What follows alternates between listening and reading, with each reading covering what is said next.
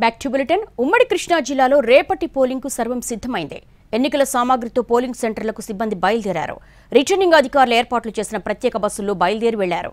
రేపు ఉదయం 5:30 విధుల్లో ఉండబోతున్నారు ఎన్నికల సిబ్బంది.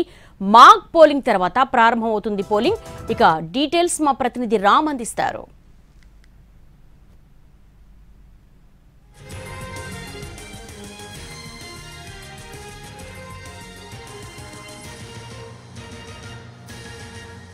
రేపు జరగబోయేటటువంటి సార్వత్రిక ఎన్నికలకు సంబంధించినటువంటి మెటీరియల్ అంతా కూడా ఏదైతే ఉంటుందో అది డిస్ట్రిబ్యూషన్ సెంటర్ నుంచి పోలింగ్ కేంద్రాలకు తరలిస్తున్నటువంటి పరిస్థితి అయితే ఉంది. మధ్యాహ్నం 3 గంటలకల్లా కూడా మొత్తం తరలింపు కార్యక్రమం పూర్తయిపోవాలి అని చెప్పి ఇప్పటికే ఎలక్షన్ కమిషన్ చెప్పినటువంటి పరిస్థితి అయితే ఉంది. ఆ నేపథ్యంలో మనం చూడొచ్చు ఈవీఎంలు, వాళ్ళ తాలూకా బ్యాలెట్ పేపర్లు కానీ, వాటికి సంబంధించినటువంటి నోట్స్ కానీ, వాళ్ళ రిజిస్టర్స్ కానీ, వాటికి సంబంధించిన మెటీరియల్ అంతా కూడా వాళ్ళు తీసుకుని ఇక్కడి నుంచి బయలుదేరి పోలింగ్ కేంద్రాలకైతే వెళ్తున్నటువంటి పరిస్థితి అయితే ఉంది. ఇప్పుడు ఇక్కడ మనతో పాటు సబ్ కలెక్టర్ ఉన్నారు, సబ్ కలెక్టర్ భవానీ ప్రసాద్ కూడా ఉన్నారు. ఆయనతో ఒకసారి మాట్లాడించే ప్రయత్నం చేద్దాము. సార్ చెప్పండి, మొత్తం ఈ ప్రొసీజర్ అంతా కూడా ఇప్పుడు ఇక్కడి నుంచి బయలుదేరి పోలింగ్ సెంటర్స్ కి తీసుకెళ్తారు.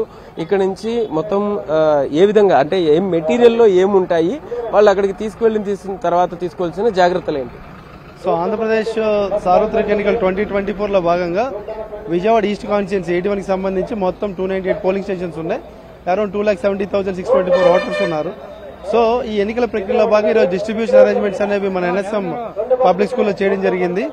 ఈ స్కూల్లో భాగంగా ఈ రోజు మొత్తం కూడా 27 రూట్స్ లో 27 కౌంటర్స్ పెట్టడం జరిగింది. 27 కౌంటర్స్ లో కూడా మనకి పీఓస్, ఏపీఓస్, ఓపీఓస్ తో పోలింగ్ పార్టీ ఏదైతే ఉందో ఆ పార్టీస్ ని మనం అరేంజ్ చేసేసి వాళ్ళకి కావాల్సిన మెటీరియల్ ఏదైతే ఉందో అది క్లియర్ కట్ ఇవ్వడం జరిగింది. ఈ మెటీరియల్లో మనకి ఈవీఎంస్ ఉంటాయి. సో ఏసీ, పీసీ ఈవీఎంస్ ఉంటాయి. దీంతో పాటు మెటీరియల్ ఉంటుంది, అంటే మనకి స్టాట్యూటరీ, నాన్ స్టాట్యూటరీ కవర్స్ ఉంటాయి.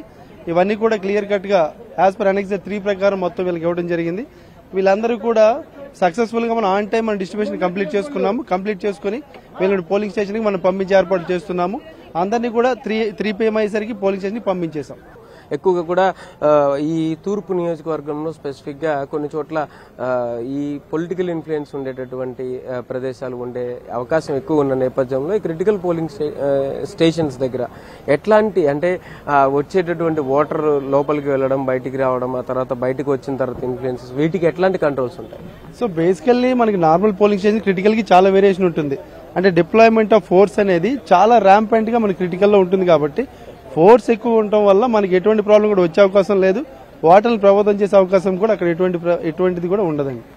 మాక్ పోలింగ్ కంప్లీట్ చేసుకున్న తర్వాత 7 గంటల నుంచి ప్రజలకి వాళ్ళ ఓటు హక్కు వినియోగించుకునేటట్టుగా అయితే పూర్తి స్థాయిలో అన్ని అరేంజ్మెంట్స్ చేయడం జరుగుతుంది. రేపు సాయంత్రం 6 గంటల వరకు కూడా ఈ పోలింగ్ కొనసాగుతుంది. కెమెరా పర్సన్ లక్ష్మణ్తో రామ్, ఎన్టీవీ, విజయవాడ నుంచి.